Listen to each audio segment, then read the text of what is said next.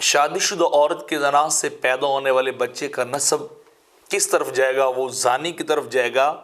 یا کہ وہ جس کے نکاح میں اس کی طرف جائے گا؟ تو اس کا جواب یہ ہے کہ عورت اگر شادی شدہ اور وہ خدا نہ کرے کہ بدکاری کا عمل کرے اور وہ پریگننٹ ہو جائے اور بچہ پیدا ہو تو اس کا نسب زانی کی طرف نہیں جائے گا، بلکہ اس کا نسب اس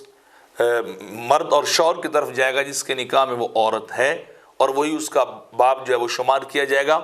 کیونکہ آقا علیہ الصلوۃ والسلام نے ارشاد فرمایا الولد للفراش وللآہر الحجر، فرمایا کہ بچہ جو ہے وہ صاحب فراش یعنی صاحب نکاح کی طرف ہی اس کی نسبت ہوگی، اور جو زانی ہوگا اسے کچھ بھی نہیں ملے گا، اسے خالی ہاتھ ہی جو ہے وہ رہنا پڑے گا۔ تو لہٰذا نسب جس کے نکاح میں عورت ہوگی اسی کی طرف جائے گا۔